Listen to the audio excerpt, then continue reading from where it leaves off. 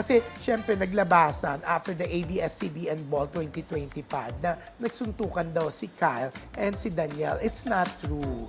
It's not true. Iniba-iba din yung mga istorya, yung mga pangyayari dyan, di ba? Pero yun nga, ang alam natin talaga, hindi totoong may suntukan between Kyle Echari and Danielle Padilla. Si Danielle ayaw niyang patulan.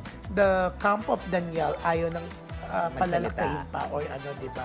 Kahit naman yung mga ibang iniintriga, di ba? O si Chard na damay and ano. Pero so, better na, alam mo yung iba, hindi sila makamove on. Pero yung mga nadamay sa intriga, parang nakamove on na they don't have any intention of talking pa, di ba?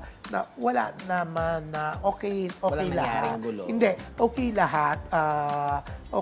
Naging okay naman lahat. Kumbaga, all's well that ends well, di ba? Tama ba yon? Tama, Carl? Since English major ka, okay? Oo. At saka yung kasama. Oo nga.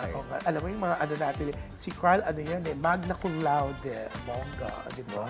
English major, di ba? Pero syempre, sabi nga nila, kahit At kinontraya ni OG Narvaez, di ba? Siya naman daw ay cum laude. Mas mataas ang magna cum laude. Ay. Oo. Pero syempre, I've been in this business for 38 years. Pinanday na ako ng panahon. So sabi ko sa kanya, mas magaling ako. Hindi, pero alam mo, happy ako sa Abante, nagkakatulungan tayo. Eto, nandito ka sa online show ko with OG, si Carl, si Bix Almacen, Ana Pingol, Jojo Panaligan. They're helping me with Abante, di ba? Tapos mga sources natin, mga artistang malapit sa atin, managers, lahat, di ba?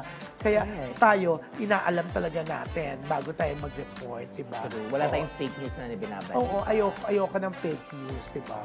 Na-stress ako, di ba? Ayoko mag-rely lang sa mga chismis, intriga, o yung mga 1+1, di ba? So we really, talaga, talk to sources, to the managers, handlers, or to the stars mismo, di ba? Or sa mga taong malalapit sa kanila para maging okay ang lahat.